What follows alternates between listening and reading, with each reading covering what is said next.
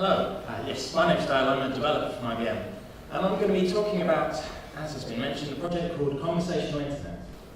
The idea behind the project is getting information from a computer by asking questions. Now this isn't a new idea, this has been around for decades. Even in the 1960s, Captain Kirk's computer on Star Trek could do this. He could get the information he needed by asking questions like, what will happen if we do this? And 50 years later, technology is still moving towards this basic goal. We can now make software able to handle requests to look up information. How many people live in Cape Cod? The population of Cape Cod is 215,888. Awesome. Not only that, as Nikki mentioned, we're now able to build software able to answer complex questions. Software that can draw on a knowledge that it's learned for itself by reading and understanding the text in books and magazines, newspapers and encyclopedias. And I'm talking about Watson, a computer system that we entered into a TV game show in the States last year.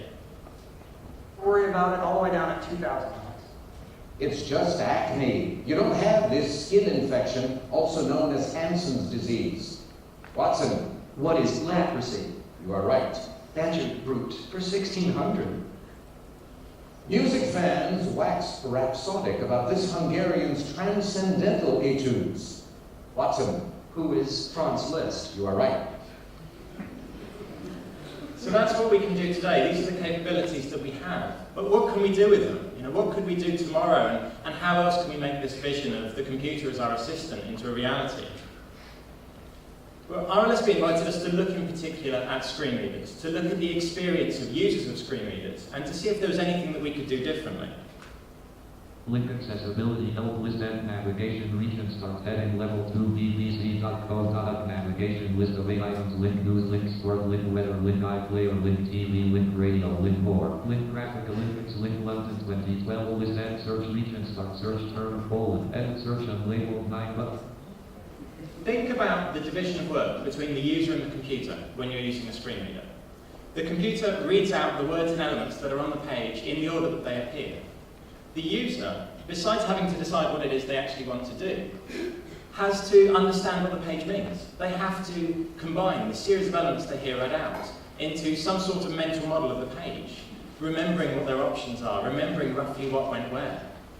They also need to be able to convert the goal they want to achieve into the series of physical actions necessary to accomplish it, whether that's the right number of presses of arrow keys or tab keys or enter.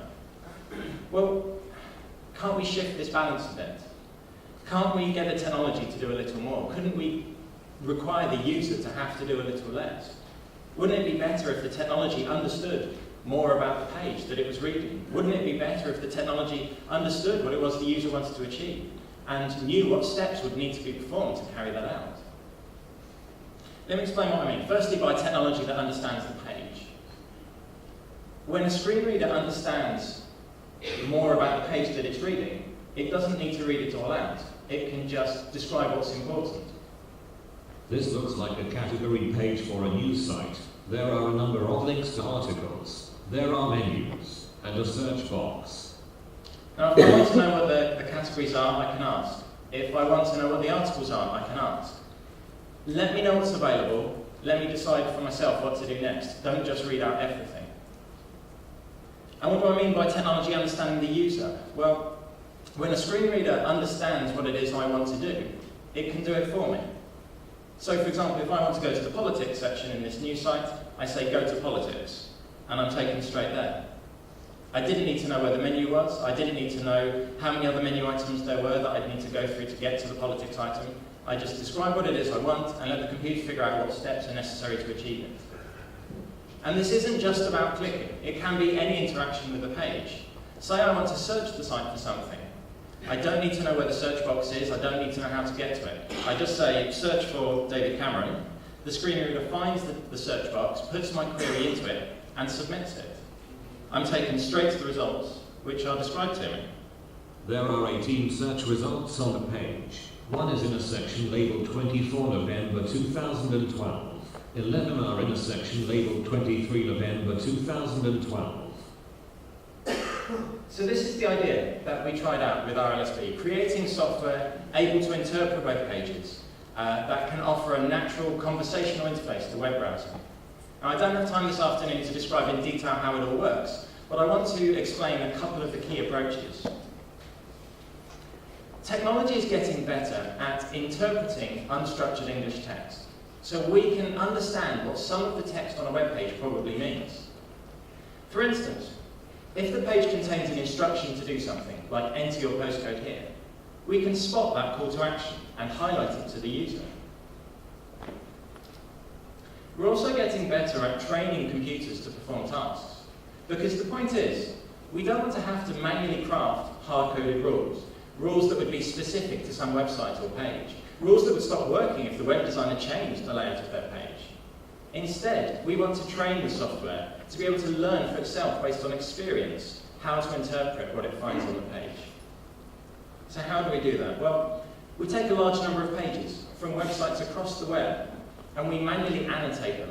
We tell the software what part of the page contains the menu, the categories for the site. Now you do that for enough pages and the software is able to build up a machine learning model from that experience. And the idea is that if you then give it a new page, it's able to apply that model, and with some reasonable level of confidence, make an estimate of what part of that page probably contains the menu. Now internally, the sorts of features it's using are many of the same sorts of visual cues that I use as a user. You know, this looks like a series of links. Is the text in each link quite short? Are they arranged vertically or horizontally? Are they near the top of the page? Because the point is, over time, as a sighted user, I come to recognize patterns in the structure and layout of the different websites that I visit.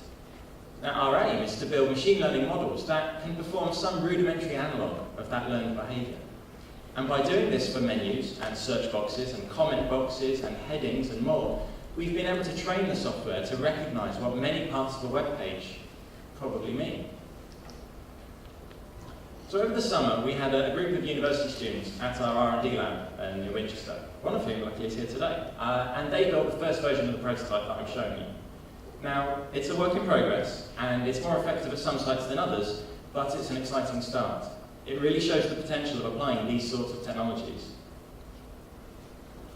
And what comes next? I mean, as we've been talking about today, yes, this was originally conceived as an assistive technology, but the future of something like conversational internet would be useful to all. In the same way that technologies like Siri today are used not just by visually impaired users, this idea of being able to ask for information, to conveniently get information from the web, is something that could apply to us all.